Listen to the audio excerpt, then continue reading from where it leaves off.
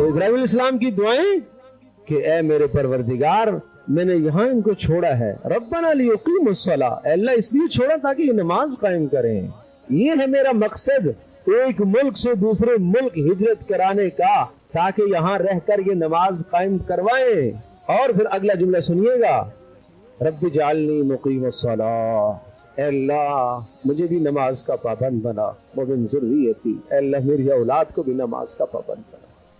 کیا ہم نے کبھی تڑپ کے اللہ سے مانگا ہے یہ؟ ربنا وتقبل دعا، اے اللہ میری دعاؤں کو قبول فرما۔ ربنا اغفر لی ولوالدی وللمؤمنین یوم یقوم الحساب، اے اللہ میری بھی بخشش فرما اور میرے ماں باپ کی بھی بخشش فرما۔ یہ ہے ابراہیم علیہ السلام کا اسوہ حسنہ۔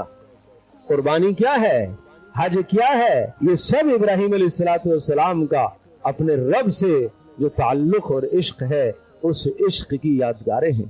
واتخذ اللہ ابراہیم خلیلا، ایسے اللہ نے ابراہیم کو خلیل نہیں بنایا، ایسے اللہ نے ابراہیم علیہ السلام کو دوست نہیں بنایا، ہاں اپنے آپ کو آگ میں پیش کر دیا، اپنی بیوی کو چھوڑ دیا، بچوں کو وہاں چھوڑ کے آگے جو اللہ کی طرف سے حکم آیا پورا اس کو پورا۔